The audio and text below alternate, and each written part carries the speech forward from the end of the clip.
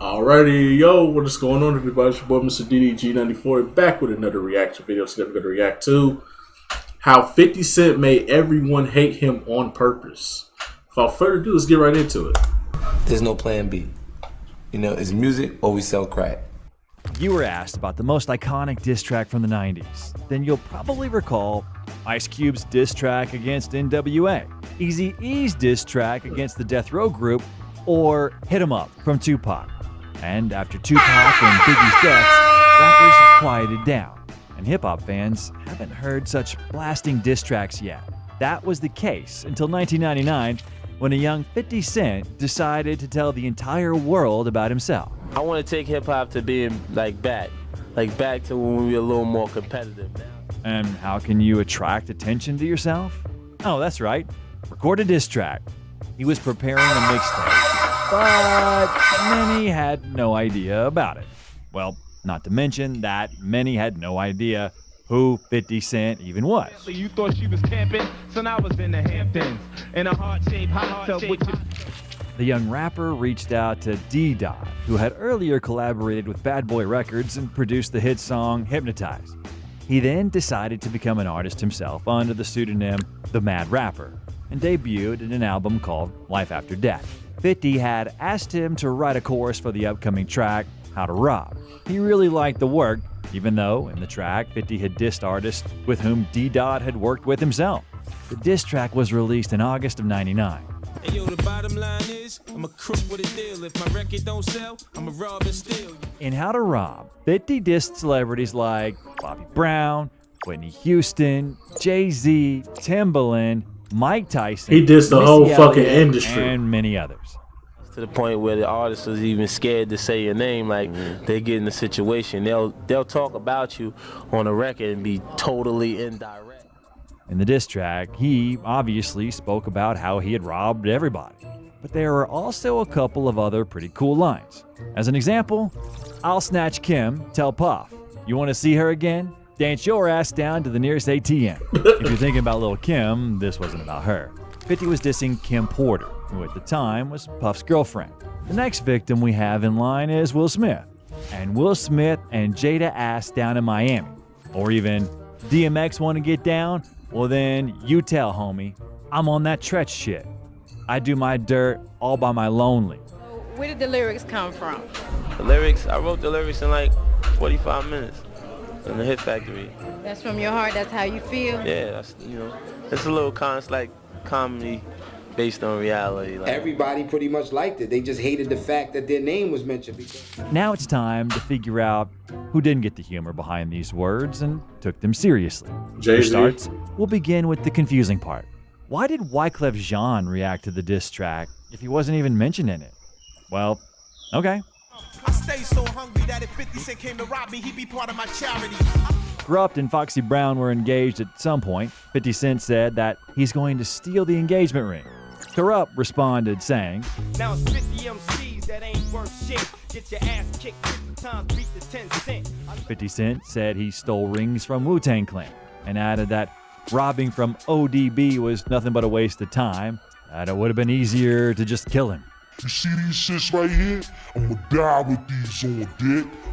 Big Pun was a really big guy, and so 50 Cent thought he wouldn't even have to run because Big Pun was overweight. To the 50 Cent rapper, very funny to get your nut off, because in real life, you all know I'll blow your motherfucking head off. Fat Joe was a big fan of young 50 Cent. However, after the release of How to Rob, his opinion of 50 changed because of the diss against Big Pun, despite the fact that Joe knew that 50 Cent was kidding. The guys wanted to beat him up, and you already know that after that, they had long-standing beef with one another. After Big Pun's death, 50 changed the lyrics to, we rob guys for fun, snatch your jewels and run. This is how we do it, son. Rest in peace to Pun. And now, we will move on to the most important parts. Jigga just sold like 4 milli, got something to live for. Don't want a nigga putting foe through that Bentley coupe. These lines were dedicated to Jay-Z, who around the time of How to Rob had already released 3 albums, all of which did fairly well in terms of commercial success and sales. Jay-Z responded in the song, It's Hot. Go against Jigga, your ass is dense. I'm about $1. What the fuck is 50 cents? Jay-Z Ooh. responded on And the it was time. cool. And 50 was happy when Jay dissed him. How could you not be happy? In an interview with Angie Martinez from 2002, Jay-Z explained how he was backstage with 50 before he spat the line, "I told him, yo, I respect the record. Yeah, I like that record. It was hot. But, you know I gotta spank you, dog." That was the conversation. 50 responded, "No doubt. Do your thing." Then it was peace. History. What I respect, though, is that conversation. It was real. When you're in my situation, there's no plan B. You know, it's music or we sell crack. Because that's what we did before we did music. You understand what I mean? And in that environment, it may seem harsh, even when I say exactly what it is, you know, but that's what it is. That's what we did before we had the opportunity to do music. So it's a blessing. I am so happy to be where I'm at now that, you know, I would never, I would feel like I would be hustling backwards. When you don't have an option, it absolutely has to work for you, you know? So I'm like, I gotta make a record that makes everybody stop right now and say, who's this guy 50 Cent? Right now, who is this guy, you know? One woman was super offended by the diss, and it was none other than singer Mariah Carey. Then 50 Of Cent's course. label mate heard the record and allegedly threatened to take legal action against her own label if the lyrics about her weren't removed from the song. The offending line, "I'll manhandle Mariah like, bitch, get on the ground. You ain't with Tommy no more. Who's gonna protect you now?" targeted the singer and her former husband, Tommy Mottola, then chairman and CEO of Sony Music Entertainment, the parent company of Columbia. The line about Carey and Mottola was removed from the official single. I heard the version with Right. everybody. Yeah. So when I heard that record, when I heard that version, I was like, wow. And so when it got to that part, I was like, you know. The lines about Nas also had to be deleted. The reason was similar to the one Mariah Carey had. 50 was on Columbia through Trackmaster's label, and Nas was on Columbia working closely with the Trackmasters at the time. But even despite such news, Nas was still impressed by the diss track. During their initial interaction, Nas was intrigued by How to Rob, recognizing its raw energy reminiscent of his early career. The rap icon expressed his desires to meet 50 Cent and even extended an invitation for him to join his tour, a gesture that 50 Cent deeply appreciated. After all that hype around How to Rob, 50 Cent raised the stakes. He decided to release a few more bold diss tracks. Ghetto Quran is the diss track in which 50 raps about drug dealers in New York. For you slow motherfuckers, I'ma break it down illa. Supreme was the businessman and Prince was the killer. I don't know if you know, but you know DJs would get beat up for playing the record. Like, Oh, I didn't know that. Yeah, dope, all day. Like if you played it, DJs would certain get- spots, like, they yeah. would call and Damn. be like, "Don't play that record." What caused more drama, How to Rob or Holy Crown? How to Rob, really. And of course, we can't possibly forget about Life's on the Line. This diss track was against Ja Rule and the entire Murder Inc. group. I believe you, murder. I don't believe you, murder, Then murder. there was the infamous 9 shots, which were most likely because of 50's provocative behavior.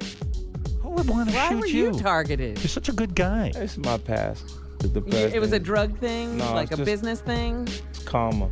Karma. Karma. 50 Cent also influenced mixtapes. Initially, DJs were the main faces of mixtapes. Their very reputations decided the fate of the sales of mixtapes.